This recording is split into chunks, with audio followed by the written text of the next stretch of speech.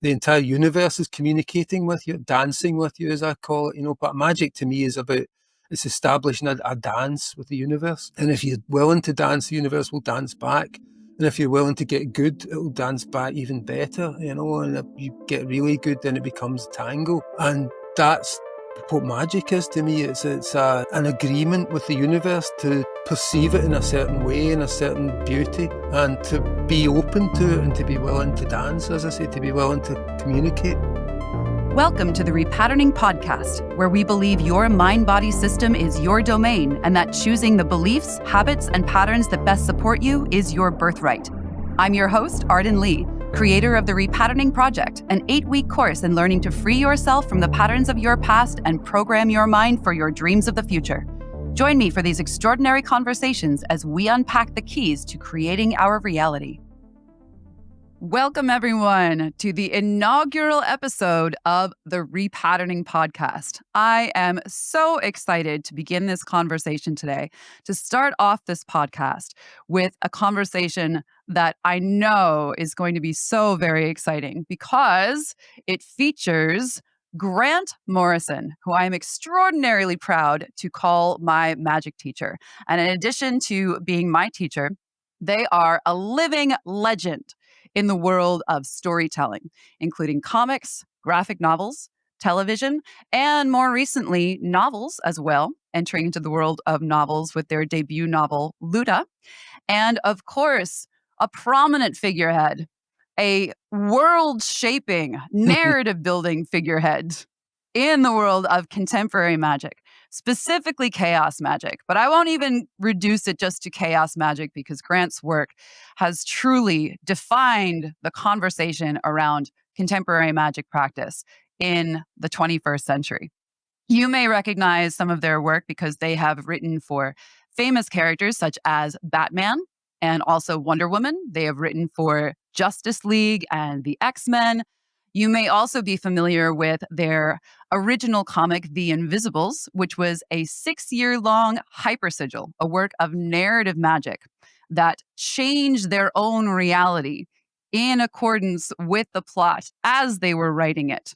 And they've also contributed work to the contemporary conversation on magic with their disinformation keynote speech from the year 2000, which is available to watch on YouTube if you have not already. It's a 45-minute talk that absolutely reshaped the way that I think about reality.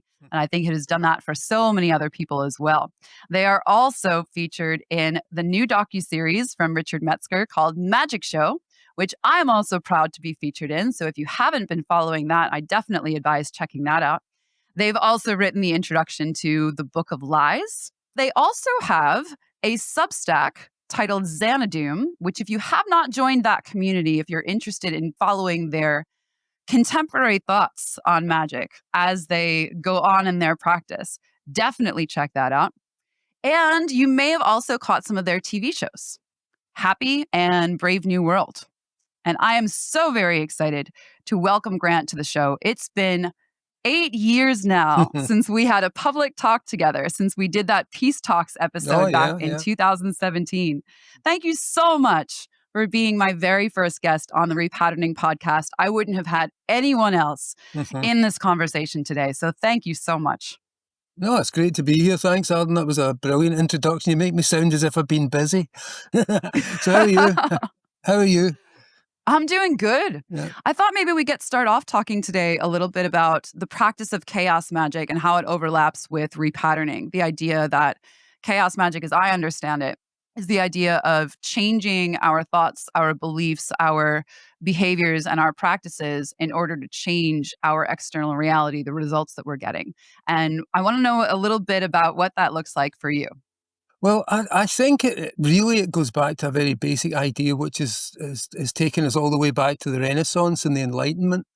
And it was that notion of human perfectibility, which arose, during the 14th century, I guess, 15th centuries.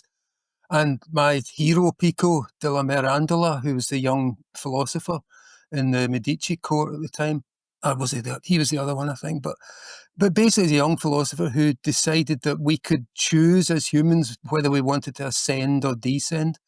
And again, this is metaphorical language. It's not geographical language, but the notion that we could give into our baser impulses and become monstrous, become apish, become even worse than that, whatever the debased version of humanity is.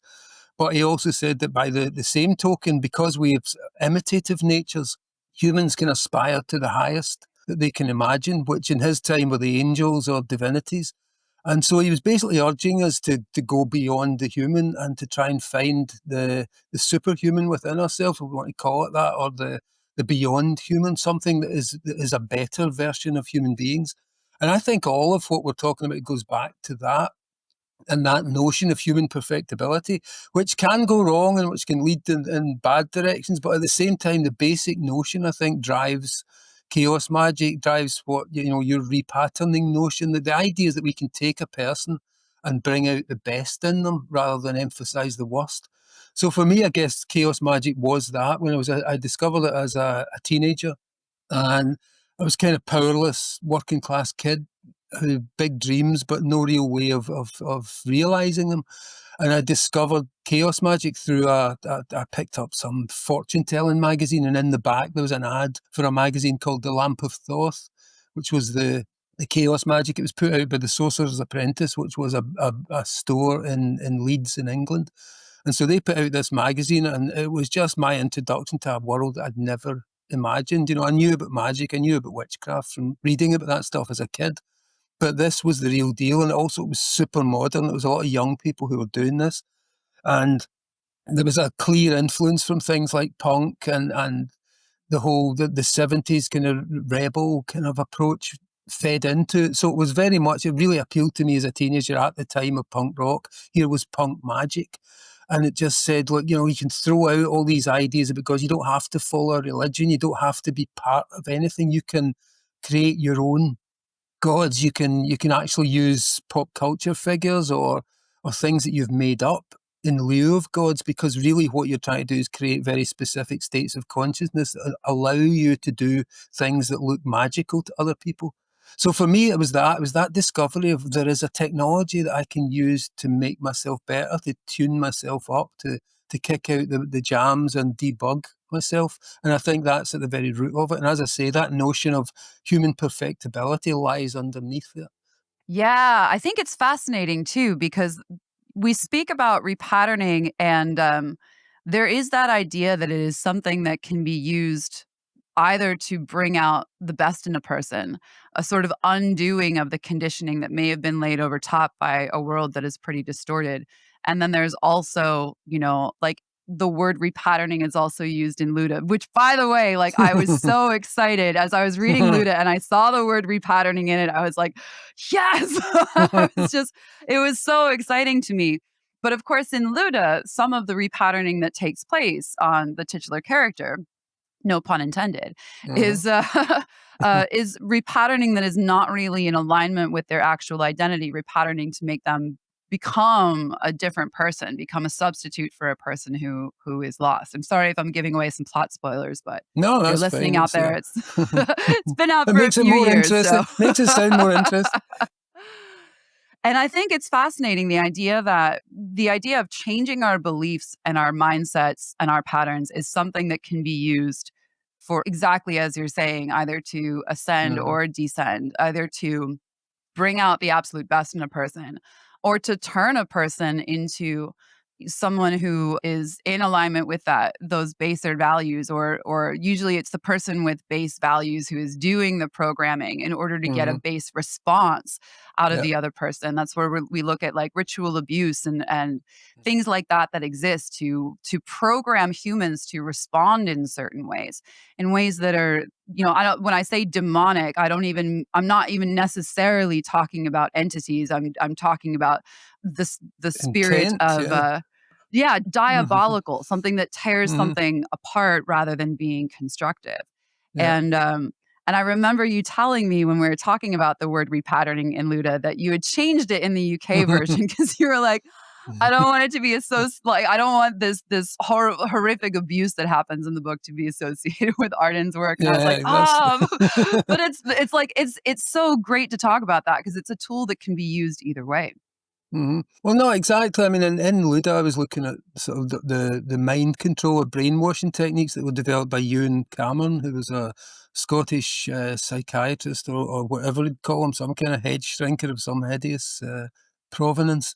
But looking at that stuff, you can see how easily it is to undermine a human personality, to pull out all the little rods that support it and make it collapse.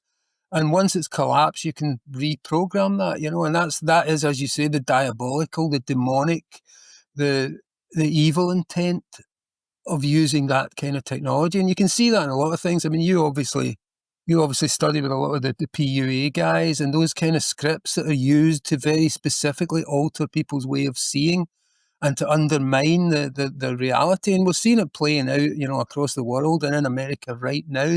Techniques have been used to undermine people's sense of the ground that they stand on and to make things seem completely unreal and untrustworthy. So that's the bad way of doing it. And it is, I think it comes down to the person who's using these techniques. The techniques themselves are functional and they work, but they can be applied in really bad ways. And it's just a pity we don't see more of them being applied to elevate people. And I think in a lot of cases, art has to take that role, and stories and movies have to take that role and to show the notion of what an elevated person would look like or be like or act like or behave like. So yeah, definitely it can be used for good or evil, and I think it's the important thing is to figure out how to use it for its best ends. I found that fascinating in The Invisibles too, especially the example of Boy, the Mm-hmm. character Boy, and finding out how many layers of different coded personalities that she's been given. And there's that scene where she's, ordered to kill King Mob, your avatar in the comic. Mm-hmm. And seeing her, at least in my interpretation, kind of like going through these layers of stories and narratives and having that all broken down. That idea that, I mean, it's terrifying when you think about it. That idea that the very notion of who we are could have been a false narrative or implant that has been installed by, and I've seen this happen actually. There was Yeah. a time not too long ago that there was someone I know who ended up with a mind implant. And I actually, like, I was so proud of myself because I was like, my pattern recognition had gotten to the point where I recognized some of the distortion in their logic. And I was like, Mm-hmm. this doesn't sound like you. Sure enough, I divined on it and I was like, oh, this is not yours. This came from somewhere else. And they were adept enough that once they saw it, they were able to deal with it. But it's fascinating having seen this in so many different contexts now, the fact that we can, whether it's through hypnosis, whether it's through conditioning, whether it's through ritual abuse, or whether it's through more esoteric means like magic, like sending a mind implant from across a distance, not even needing to be in the same room with a person. This Yeah. idea that our consciousness is programmable, I think it's so important for more people to know about. And this is why I think your work is so incredibly important and formative, because the more that we as individuals, right? But the more that we as like the common person, like you were saying, growing up like a very working class person looking to elevate yourself and bring your life to a different place. Me in some of the same way, at least when I began my magic practice, I don't think I was anywhere near where I am now. I mean, hopefully I've grown Mm-hmm. from it. But I think that's why it's so important that people know that your consciousness is something that you can program, that can be programmed. And if you're Yeah. not actively programming it yourself, you're almost certainly being conditioned by the circumstances around you, whether those are purposeful or not.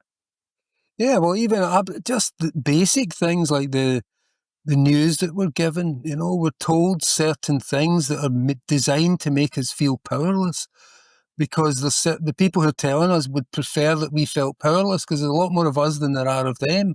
So it makes it better for them if they can convince us that they're incredibly powerful and unstoppable, while at the same time we are powerless. And we're being fed this all the time. And the notion of I've spoken about this before, but the zombie movies that we continually were getting fed and still get this dystopian vision.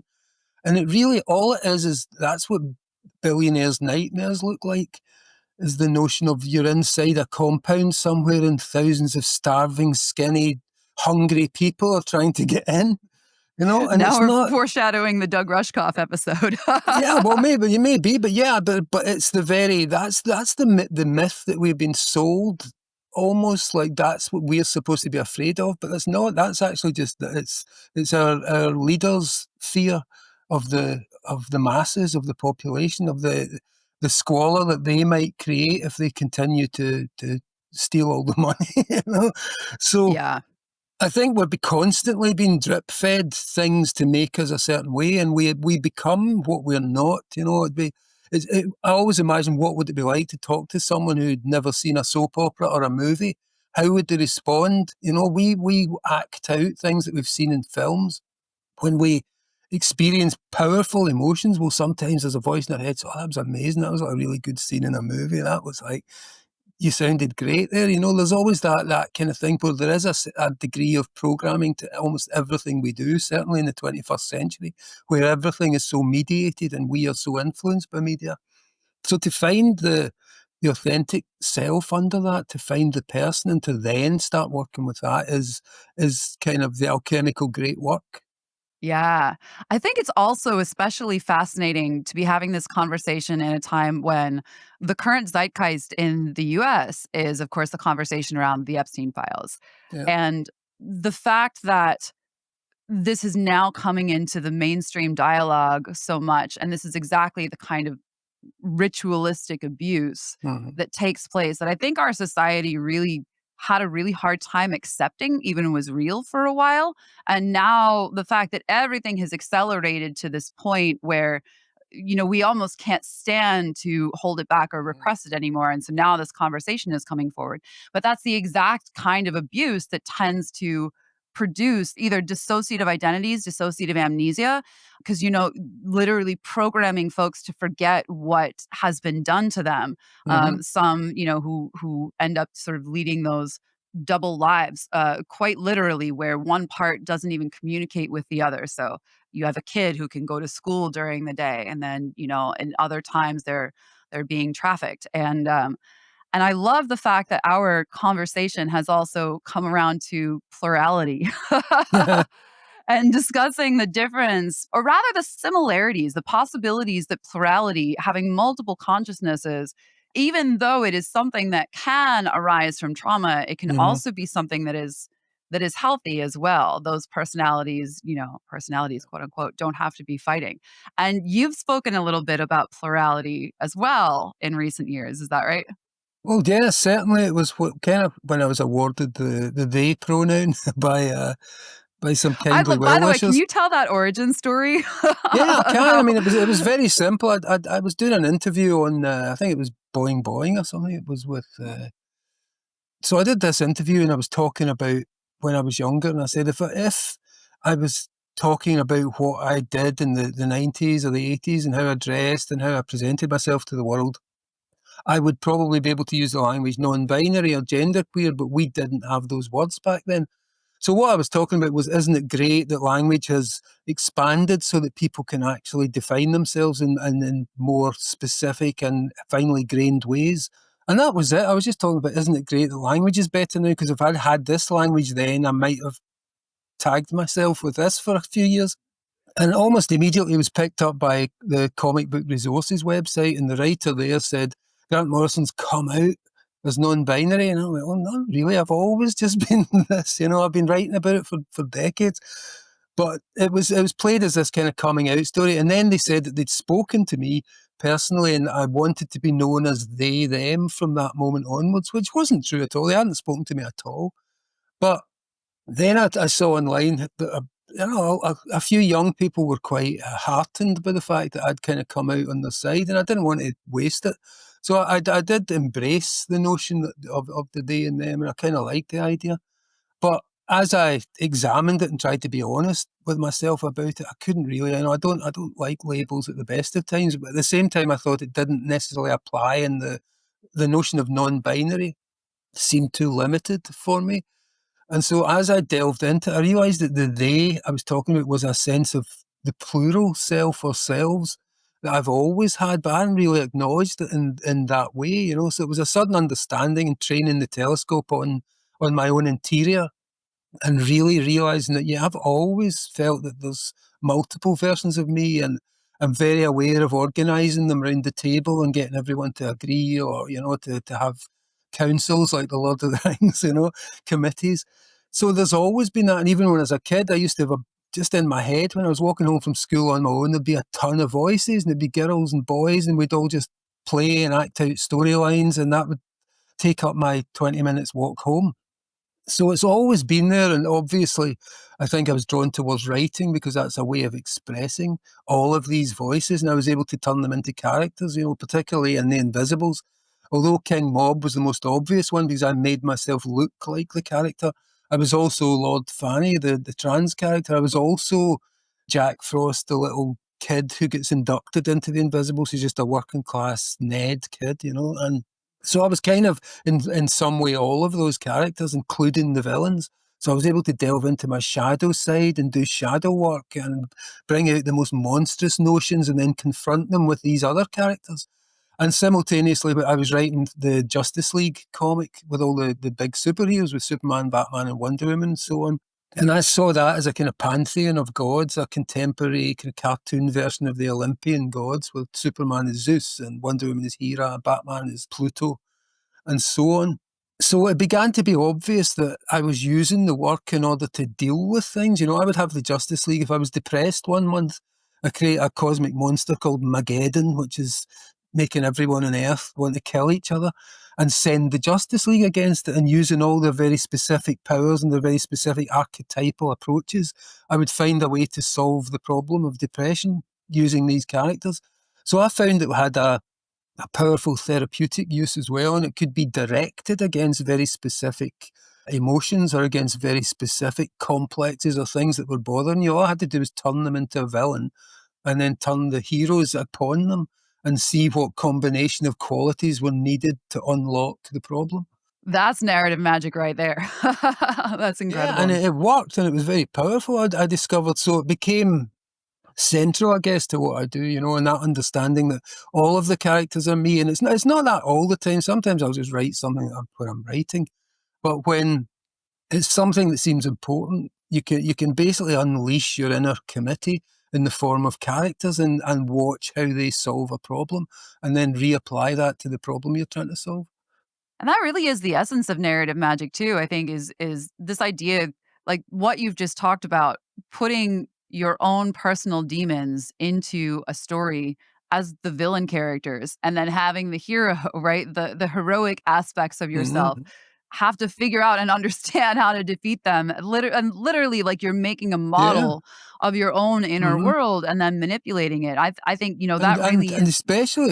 especially when you have characters like the Justice League and Superman, these are characters who never lose. They've been created for children's comics, really, so they never lose. So you're actually using forces that cannot be defeated by evil and applying them to any problem. And it is in their very nature to never lose. So you always find a way for them to use the powers of their intellect in some way to get around a problem. So yeah, I mean, as I say, I think it's a powerful way to approach your own inner landscape. Something else that you said just now, which I think is really incredibly groundbreaking in kind of the scope of the field of mental health, especially the mental health industrial complex, is you've basically reported experience of voice hearing. So, like you were Hmm. saying, like walking down the street, a 20-minute walk home from school, and you've got everyone, and you've shared with me Yeah. in our own Hmm. conversations about like there would be a sing along going on, and then Yeah, like there's the totally. one guy who's like, everyone shut up. I think it's incredible, though, that basically you're reporting experiences of voice hearing that are non-traumagenic. That I'm not Hmm. saying that like you haven't had like stuff happen to you in your life Hmm. as like many of us have, but there's no specific instance of say like ritual abuse or a trauma that you can point to that caused a fragmentation. This is something that for Hmm. you is if I understand you correctly, is a healthy part of the way that your consciousness expresses itself. And in an industry in mental health care that is trying so hard, especially at the moment, to frame something like DID or plurality itself rather than being a form of neurodivergence, that's Hmm. something that is always going to be from trauma. It's always going to be about, being broken. It's always going to have all these shame-laden labels around it.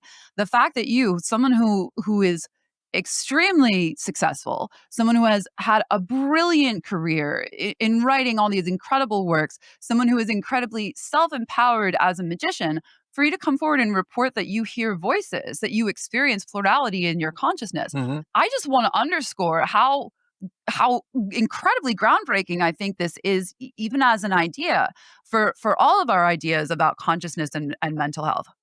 Well, yeah, I mean, it's perhaps. I mean, for me, it's just the way I've always been, but I do remember, I mean, I have a very good memory right back to being born.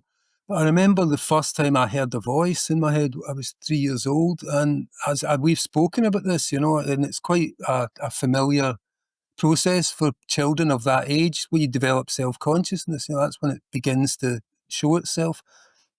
And often when self-consciousness develops and you hear a voice in your head, as especially you're a young child, there's a voice in my head. Who is it? Is it God? Is it what is that? Because you've never heard a voice in your head before, which is narrating events to you. So my first impression was just to accept that it was another person. So I had an imaginary friend called Peter, and I used to have my mother set a place at table for him, and I would sit talking to him and had these fabulous conversations, and he was kind of smarter than I was. And what I realised later is that as Peter slowly vanished from my life and was gone, and I didn't know that I even necessarily missed him, but what I realised later was that Peter was just that voice, the dawning self-awareness. It was the inner monologue, which then never left me, but it became integrated into who I was. But beyond that, for me, the idea of Peter, that happened again and again. There was lots of them. And none of them seemed more powerful in my sense of me as this little boy who lived in a particular place and had certain parents. But inside my head, there were universes and they were inhabited by people. And so, yeah, I've always heard voices. When I'm writing my work, there's a stage at the very beginning where I'd have to get it down, and I will literally will hear conversations. Like Batman Deadpool just started as I'm hearing Ryan Reynolds' voice in my head and generating dialogue. And how would Batman respond to this? He's not like Wolverine. He's a different order of straight man, So it's always been when I was doing the X-Men, I would hear the voices and I have to catch them and get them down because that stage always disappears, and I end up having to rely on craft and always be just recreating dialogue. But there's the moment which is most exciting is when you're just hearing them talking, and it's runs and runs of stuff, and you have to get as much of it down before they stop. So for me, again, it's always been something good. It's something that means, I can sell that. I can sell that and make money that buys cat food and stuff.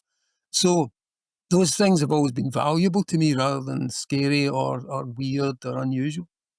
I just want to emphasize like how incredible that is at a time when there are mental health care, quote unquote experts coming out of Harvard who Mm. are publicly attacking DID content creators on TikTok and YouTube, saying like, "Oh, if you're going on YouTube and making these videos about your DID and you're monetizing this channel, then you must be faking it, right? Because you couldn't possibly." And it's like it's crazy. It's like, are you saying that disabled people are not allowed to make a living off of like who they are and Well, what they that's do? also like saying, it's like accusing a university lecturer of faking it because they went to university and learned this stuff and now they're making money off it. Yeah. Now that's a reframe. Oh man, and I Yeah, have I have to it's share the with same as you. an athlete. It's like saying to an athlete, "Oh, you spent all this time learning to be a swimmer. How dare you get paid for Yeah. your work?" Yeah, I actually I wrote to Harvard because they were putting together this conference with these experts who are known for these Mhm. views, and I actually wrote to them and I said, of course I wrote the initial email and I was like, "Oh, I'm interested in attending your conference, but I have a couple questions." "Oh, yes, absolutely, we'd be happy to answer." And I said, how do you justify stigmatizing these states of consciousness that you're lecturing about? My teacher, Grant Morrison, experiences plurality, and has helped them a great deal with the creation of their work, which is like the support of their career and the work around which they built their entire success. I couldn't possibly join a conference where, and naturally they didn't write me back after that. But Well, of course. but man, But it's also, I just mean, it's honestly, to incredibly me, groundbreaking. Yeah, but to me it just feels more healthy, I think it's diversity tends to be more healthy than monoculture, and I feel that an internal diversity is more healthy than an internal monoculture, and the thought of having one rigid way of thinking, I'd love to challenge myself. There are versions of me in here that believe the opposite of everything I believe. There are monsters in here, that's why I can write good villains. But it's a case of they're a voice over there, and sometimes that voice is useful if you're under threat or, someone's out to get you or whatever. But most of the time you're keeping that back, but they exist, I mean, you have to be I think to be a wider person, to be a full spectrum person, you need all of that, you need to be weak, you need to be strong, you need to be devious, you need to be innocent. And to have the ability to be all those things without losing any of them in the mix is, to me, seems more healthy, but perhaps I'm completely wrong. I don't know. I didn't go to university. That's one of my favorite parts in your disinformation keynote, in speaking about like the myth of the individual, and you talk about plurality as being like the adaptation of the future. Like, wouldn't it be Mhm, useful if there was a part of you that liked ballet, if there was a part of you that liked world music? You know, you could, like in cybernetics, we have the law of requisite variety that states that whatever element has the greatest degree of flexibility that can respond in the most varied ways is always going to be the most powerful element in the mhm. system. And it's amazing how we don't typically have a framework for that as human beings. And you talk about the myth of the individual. You talk about the idea of the limitation of the egoic identity, that if we get too strongly attached to what we think of as, our personality, that actually that's a limitation. Well, I saw it as a scaffold. I mean, I thought I'm not someone who would say the ego or the individual self is worthless. It's not at all. And the strange thing is, I grew up in the Cold War, and that this notion of the individual and the sovereign self was very powerful. The notion of surveillance and Big Brother was scary. The notion of losing your privacy was scary because it's all about the individual. But as we've gone on, people nowadays have been quite happy to give up those elements of privacy and certain things, but at the same time, they're clinging fiercely to the notion of the individual. And I think it's led to a kind of pathology. And just looking at it, it's that sense of the sovereign bounded self. When it gets sick, it leads to the kind of oppositional thinking that we see now, the kind of divisive, I am this and you are my opposite, rather than somewhere in the middle we'll meet on a spectrum of, you probably like Chinese food and so do I, even if I disagree with you on politics. Well, Chinese food is just as important as politics if you're hungry. And it seemed to me then that the individual and the use of it was as a scaffolding for the beautiful Taj Mahal that you're trying to build in the middle of it. And people become obsessed and fixated on the scaffolding and forget the Taj Mahal. And so that's what I felt about the individual. It is worthwhile.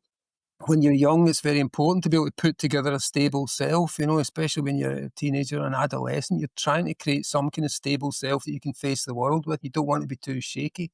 So the ego and all these things that you learn and the clothes that you wear to be a certain thing are very useful at that time. And that was the drive that got me into Magick. It was an egoic, individualistic drive where I wanted to make something of myself and my life. So I had a vision of success and fame and whatever, and people adoring me.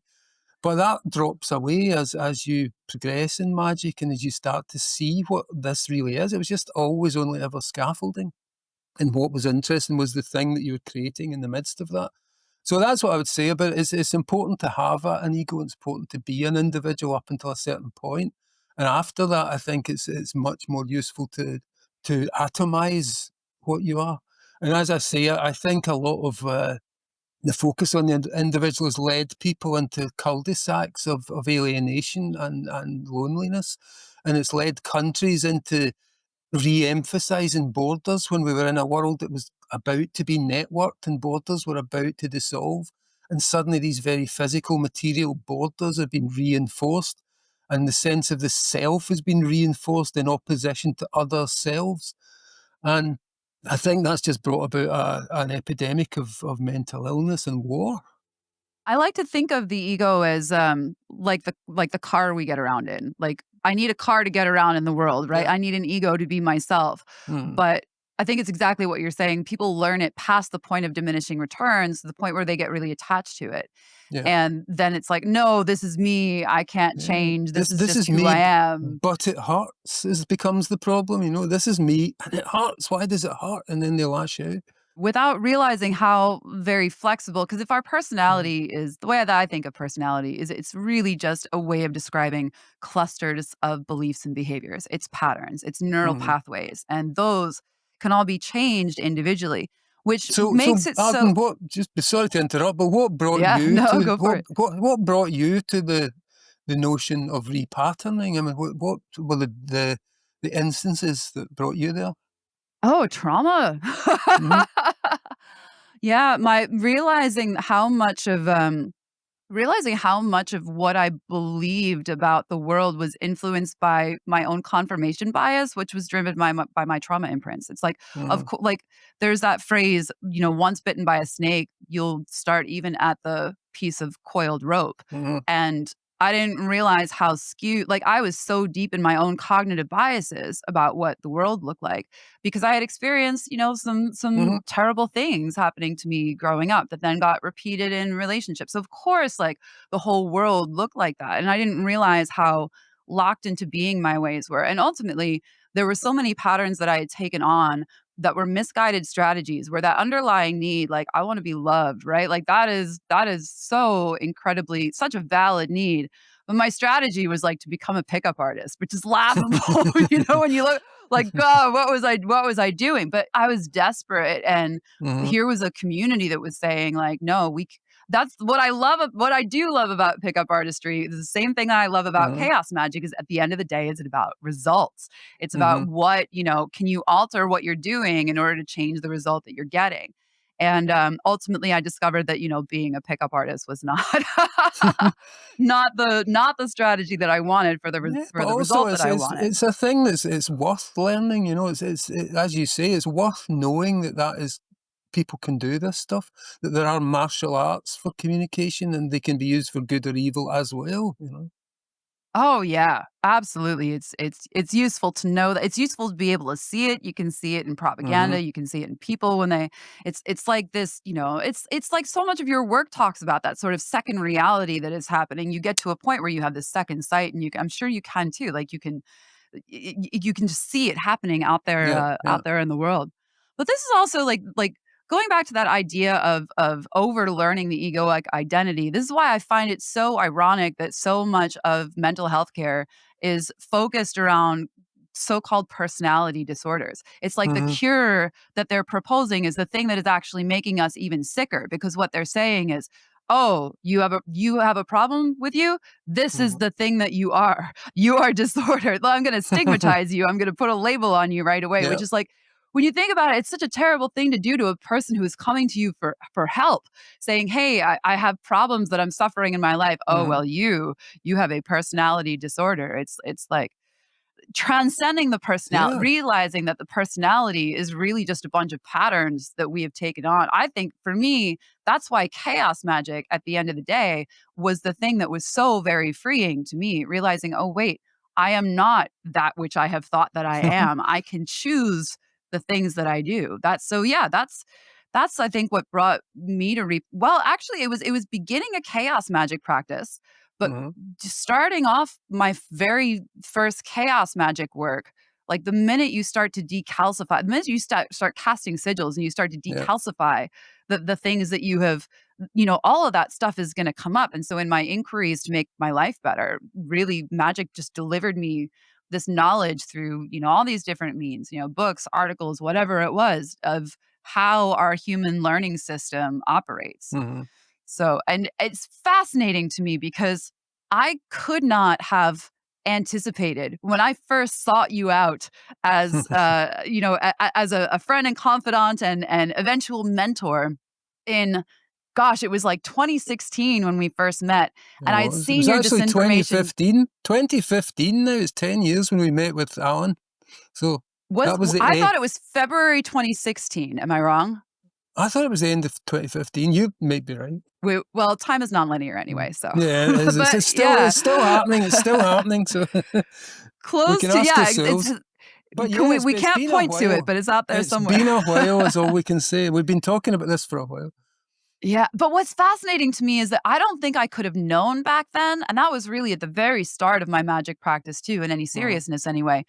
I don't think I could have understood back then the affinity that we somehow both have. And this is a question that I've never asked you before, that I genuinely want your opinion on, that I'm going to ask, I'm going to spring on you today. I'm wondering what is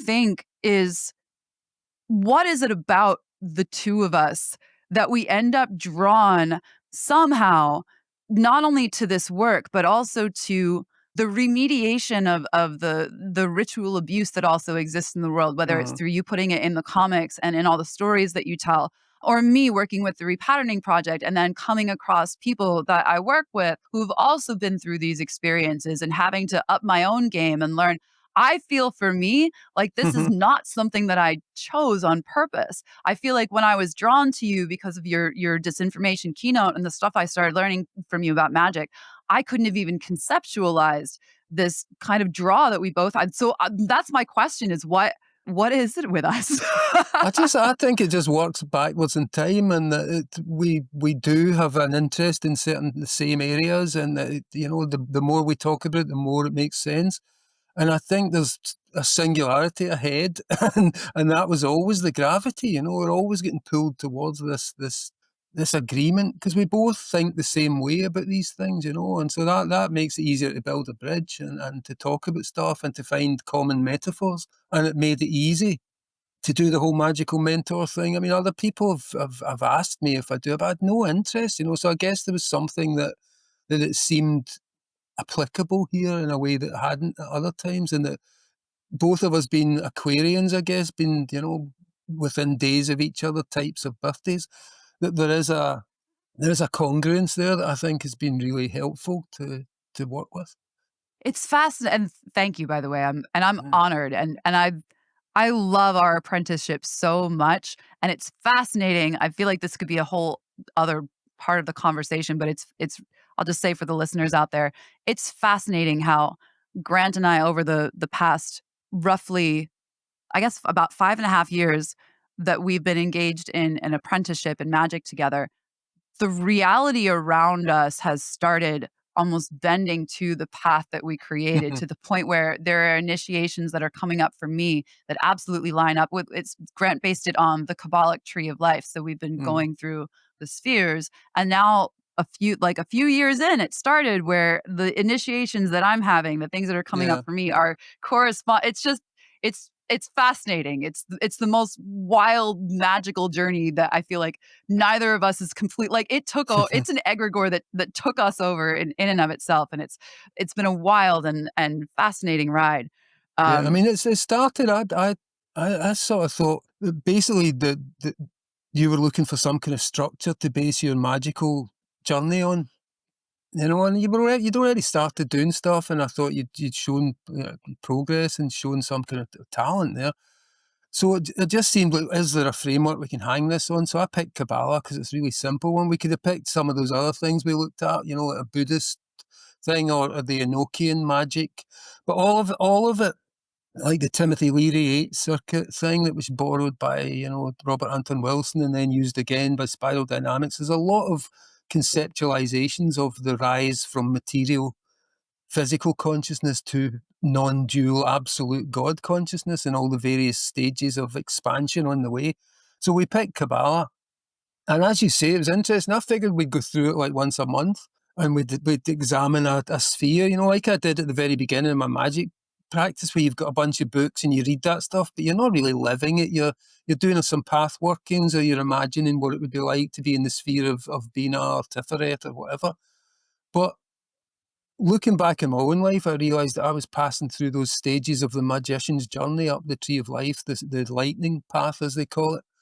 That I'd actually gone through it on the macro scale, and it was being reflected in large scale periods in my life where, okay, I was in the abyss for like 5 years, and here's all the works of art that I created, and they all have a specific flavour. And here's the work of art I created in Hod, or here's the work of art I created in Geberah. And I only realised it in hindsight, but the way our progress has been happening is rather than doing this like once a month, it's been experiential. Like you've gone through it in the same way that I did when you suddenly realise my entire life is now playing this out, and initiations can take 2, 3 years even or more before you move to the next stage. And I'm kind of Initiation fascinated is lifelong. yeah, initiation never ends, but so I'm fascinated by that's the way it's playing out, where it's actually very experiential and it's in the moment and it's long term. We're really, really learning this stuff. We're really being in the midst of it and being immersed in the flavors and the textures of each of the spheres. When I look back and I reflect on those, like, I think about Yesod, the sphere of the moon, the sphere of, Mhm. like, dreams and intuition, and the sphere of the mind, that you assigned me. Gosh, I wanna share this story with our Yeah. listeners because it was such a fascinating. You guys, Grant assigned me when we were in the sphere of Yesod an exercise to meditate on the dark side of the moon. And so I played the Pink Floyd album and I sat there for the roughly like 45, 50 minutes that it takes to get through the album. And I'm sitting there and, I'm meditating to the best of my ability and like nothing really happened. I'm like, well, what, okay, well, I did it and we'll see what happens. But I swear it was those 2 or 3 nights in a row because it was leading up to, like, a bigger Mhm. lunar exercise at the end of the week, and those 2 or 3 nights in a row that immediately after I hung up the meditation and I maybe, I don't know, signed online, start scrolling or whatever, but I came across things that built the foundational knowledge in me to understand patterning to the point of plural consciousness, to Mhm. like the foundational knowledge that gave me a conceptualization that allowed me to later recognize DID. And then in NetSac, we were, NetSac being or HOD actually, I guess, came after Mhm. YesOD. And in HOD, the sphere of information and knowledge, that was when I started my advanced container, the Yeah. Magnificent Order of Advanced Repatterning, which everything we do is about study and information and knowledge. Mhm. And then NetSac took over, and NetSac, the sphere of beauty and emotion. That was, you think like the sphere of beauty and emotion would be like this beautiful place to be. That was so difficult for me Mhm. because I ended up basically like almost my entire NetSac initiation was me needing to communicate with a loved one who experiences dissociation on such a strong level that no amount of words or knowledge or information could really, everything had to be nervous system Yeah. regulation. Everything had to be about feeling and safety and whoo, man, like, and now here we are on at the dawn of Tifereth, Yeah. and I'm about to launch my podcast. And this will be some embodiment of that, Here you are. Yeah, the exalted son, the public figurehood, this is Uh-huh. this is me kind of taking and I guess synthesizing everything that I've learned in the past decade or so about magic, about repatterning, about everything that is that I do and Yeah. putting it out there. Yeah, so Yeah, and so ma it's and making it your own as well. I mean, obviously, the whole repatterning thing was always yours, but I think to integrate that into all the stuff that you've been learning as well is to create your own system, which I think is what's happening next. it's been a wild, absolutely wild journey, and thank you, by the way, for that reflection. Oh, That you're means a welcome. lot to Thanks me. for that. So what are the magic practices that you would do lately, like in your own life, like whether it's specifically like formal ritual magic or whether it's just like your daily habits and mindsets and practices? What are the ways that you feel nowadays that you continue to elevate yourself? What does that look like for you? Well, for me, I mean, specifically, I have divinity practices where I worship Ganesh. I mean, I don't really call it worship. We're like friends, He's like my my big brother.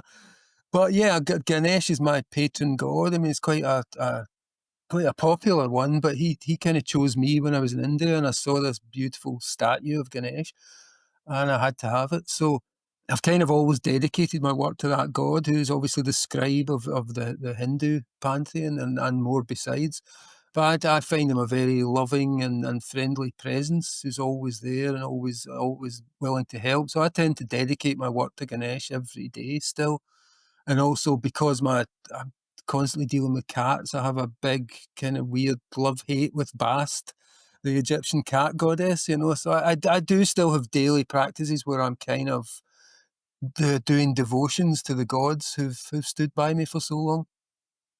Otherwise, my work has become the thing. The magic is the work now. I work so directly with metaphor and with archetypes and with symbols that the magic just happens in the stories, and I'm able to talk about what I'm doing or what is going on in my head or what I'm interested in thinking about through the medium of characters and storylines. So for me, that type of magic is happening. And then just the immersion that once you get to a certain point, everything's magical, and every pattern in the clouds and the way the wind is blowing and the way the trees are moving and the shapes in the ground, it becomes shamanic. It becomes the entire universe is communicating with you, dancing with you, as I call it, But magic to me is about it's establishing a dance with the universe. And if you're willing to dance, the universe will dance back. And if you're willing to get good, it'll dance back even better, And if you get really good, then it becomes tango. And that's what magic is to me. It's an agreement with the universe to perceive it in a certain way, in a certain beauty, and to be open to it and to be willing to dance, as I say, to be willing to communicate and to see things, because once you start communicating with the whole universe, and if you apply magical thinking, then that red colour over there can represent Geburah, or it can represent Mars, or it can be, green can represent love. And so you'll start to see everything flashes off, and it will talk to you, if you're in the magical state of mind. So I find I'm in it all the time now. I've got to a point where everything is constantly in communication. But that's not to say that, I don't still have problems with the inner pantheon. Sometimes the inner critic sits in the lead seat for too long. Sometimes the miserable one can be overwhelmed by kitten deaths or whatever, and I think everything's hopeless. So I'm not a paragon. I still unfortunately have characters within me who can make me miserable for lengths of time, but it's less and less of that, and more, like I say, a complete immersion in magic. Everything is magic. It stops being an aspirational thing or even a kind of show busy thing like it is at the beginning when you imagine all the Harry Potter or the Gandalf of it all. And it becomes, this is how we live, isn't it? And this is a deliberate way of living. It's a way of using your will to interact with the world. And when you do that, like I've said before, if you look at a dancer or a martial artist, they specify and specialize in a very specific part of the human experience, and they become masters of it, and they become ridiculous. If you look at a martial arts master, it's like watching a magician. It seems impossible. Watching a stage magician who's learned how to do illusions is like watching real magic. I consider it as real magic, because they're changing reality in front of you and making you believe things aren't true. So the magician is only that. The magician is the person who, like a swimmer or like a runner, chooses to specialize, and the magician specializes in this particular way of relating to the universe. And the more you specialize in, the more you become capable of doing feats which look supernatural to people, but they're not supernatural. They're just the result of paying attention and acting in a certain way. What practices would you recommend for someone who might be listening who's fascinated by everything that we're saying, but doesn't know where to start in their own lives? Honestly, I would pick up a bunch of books because that's always the best. It's always good to have something to read. The practices are initially to make friends with something, make a spirit animal, make a talisman, and just start talking to the universe in that way. And if you don't want to talk to a god, I always say pick Hermes or Ganesh, or a kind of benign, friendly god, or Aphrodite, the goddess of love, although she can get you into trouble. But you pick a god, you pick something that appeals to you. For me, it was like Foxy. When I was a kid, I was obsessed with foxes, and when I had a fever, I hallucinated foxes. So I realised pretty early on that was my totem animal. So make a friend of something, have a little toy fox or a toy beaver or a toy badger or whatever appeals to you, a toy snake, and talk to it and ask it to help you and ask it to go out there and find you information and tell you new things and help you. the more you do that, the more it will become magical. As I say, it's easy to make a magical object. You pick an ordinary stone from the ground and keep it and talk to it and carry it with you when you go somewhere important, and always have it with you. And suddenly it'll take on a strange aura, and you won't want to leave it at home because suddenly it's lucky. It's a thing that's nothing, but it's lucky. And so if you keep going with that, it stops being lucky. It becomes totemic. It becomes talismanic. And if you leave it in your family and put it in a little silver box and say, this was Grandad's magic stone, and pass it through 100 years, it could become the Holy Grail. Pass it through 1,000 years and it becomes the true cross. So it's very easy to imbue things with magic. And I would say anyone starting out should just start to see the magic in the ordinary life around them, and start to talk to it and start to treat it as if it knows more, and always be open, that always be willing to listen and be willing to understand that everything and everybody has something useful to tell you, even the people you don't like, even the unpleasant experiences. You will learn something really useful as a magician through all of that. So to be aware of that, I think, is a good way to start. But yeah, make a magical object, make a magical friend, summon a god, summon an imaginary friend and talk to it and have it as a companion and see what it can do for you. I just also want to say, I think one of the most profound and extraordinary lessons that you've taught me, even if it sounds simple, is how much of a gift curiosity is. Being able to look at you've instilled in me a sense of anything I Mhm. look at like, what about this might be useful to me? What about it could Yeah. I learn from it? What about this might somehow enrich me or make me better? I want to, because we're coming up on the hour, I want to allow our producer Tomi to come on, as she does at the end of each episode, to ask a deep cut question. Oh, She's going well, to ask a okay. question of her own. Yeah. So I know Arden and I both just finished The Invisibles this week, and like you've spoken extensively elsewhere about how that book shaped your life. And reading like the final issues and seeing like an ending given to the characters you embodied, and specifically like an end of the world in 2012, I've always been curious how you spent December 21st or December 22nd, 2012, like after having written kind of an end of existence that day. Like, was there any fear going into that or anything special you did that day just in No, case? there was no fear at all. I was kind of looking forward to it. I figured it would be, if it happened, it would happen in a really spectacular psychedelic way, so it would be cool.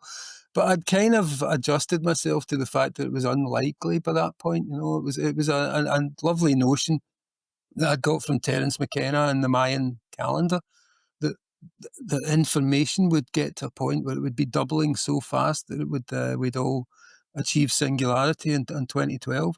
So all I can say is I had a fantastic year. It was I remember thinking 2012 was the peak of my life. Everything else after this was the mountaintop, and after that I would gently descend. So that was the year I kind of got a medal, and I was really riding high in the comics. I was commanding thousands of people at audiences and things. So I was very aware of it being an important time for me, and then into 2013 was the same. But I knew it was the mountaintop, so it did feel like if the world ends now, I'm fine. Just let it, bring it on, bring it on. I'm quite happy to dissolve into the super context, because I think it'll be like a dissolution, and I've always been good with that. I like to dissolve. I think I spent that day working a shift at a strip club. Well, see, that's the way to do it, isn't it? You want to be Free stripping as the world repatterning. ends, yeah.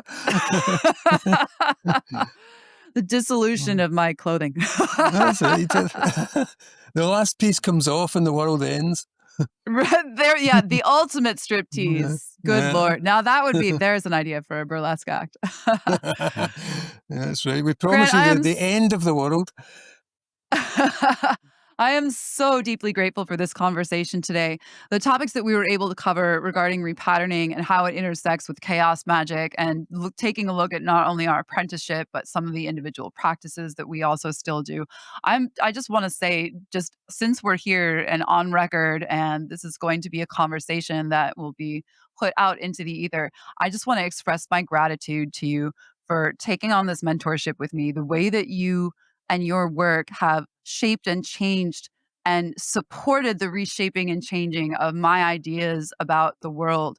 And to allow me, and it's 11:11 on the clock as I'm saying this, so you know it's true. It's 10:11, Yeah. it's 11:11. And the way that your approach to your understanding of reality has supported my own growth and expansion in education, I cannot sum up how extraordinary that has been for me and how much it has done for me. And so my hope today is that maybe we can take just a tiny kernel of this extraordinary gift that I've gotten out of our friendship and give it to folks out there who are listening so that they also can begin their own journeys in the world of magic. Because of course, magic is universal. It is all around us, and there will always be conduits through which it can reach folks. So I hope that today, for those of you listening out there, I hope that Grant and I have been able to be a conduit of magic for you. Grant, any last things that you'd like to share about what we should look forward to, things that we should check out? No, just I think you said it best. I mean, I'd rather pass it on to people. That's the important thing about this, is to pass it on. And the more people who are thinking magically, the more people who are doing magic, the more interesting things will become. And if we all do it with goodwill, we might change the world again. So it's worth doing. And as I say, it's worth doing with goodwill. And I think anyone who goes through magic long enough will develop goodwill. It tends to burn out the bullshit on the way. So it's a discipline worth adhering to. And I just agree with you. And it's been great. It's been great to see it through someone else's eyes as well, like starting again for me at the beginning of, via you, and being able to think, well, you can do this and cut out a lot of the mistakes I made and the wasteful times that I had has been great, so it's been fantastic. And we aren't done yet. We've got lots to still get through, so. And now that those listening have seen it and heard it, they won't be able to unsee it. And so I want to end on the notion that once you do understand that your reality is something that you can program, that your internal self is something that you can choose on purpose, I believe that knowledge instills hopefully a sense of responsibility. So I want to encourage everyone out there to examine their own consciousness, learn how to program themselves for the lives that they want, that are most in alignment with them and that allow them indeed to elevate, as we were saying, as that being really, in my opinion, the noblest purpose of magic, to elevate the self into one's best possible and favorite version of themselves. Absolutely. Grant, thank you so much for joining us today. Thank you. And to elevate others. Yes, exactly. That's fantastic. Thanks, Arden. Thank you for listening to the Repatterning Podcast. If you're curious about the Repatterning Project, the 8-week course in mental mastery and creative freedom that inspires these conversations, you can check out more details at therepatterningproject.com. We run a cohort twice a year, or you can download the self-study version of the course and get started today. We also offer a 4-week course on narrative magic and archetype titled Myths and Magic, Changing Your Life Through Story, also twice a year. If you'd like to join our community, the Repatterning Parlor, on Discord, you can sign up for $5 a month at patreon.com/therepatterning-podcast. Thanks to everyone who makes the Repatterning Podcast possible. Firstly, our award-winning producer, Tomi Trembath of the Keymaster Collective network of podcasts. She also produces Transcending Comics, Vision in the Void, and Giant-Sized Violence. Thanks also to animation studio Mortis and Madriax, who created the video for our introduction, as well as to Andrew Means, who composed and produced our theme music. And also thanks to Al Alvarez, who took the photos of yours truly that you see on the cover of each episode if you're watching the video version. And finally, thanks to you, our listeners, who give meaning to this work. Our greatest wish is that whatever you've heard today inspires you to live freely and begin creating your reality from the inside out. Thanks for tuning in, and we'll see you again soon.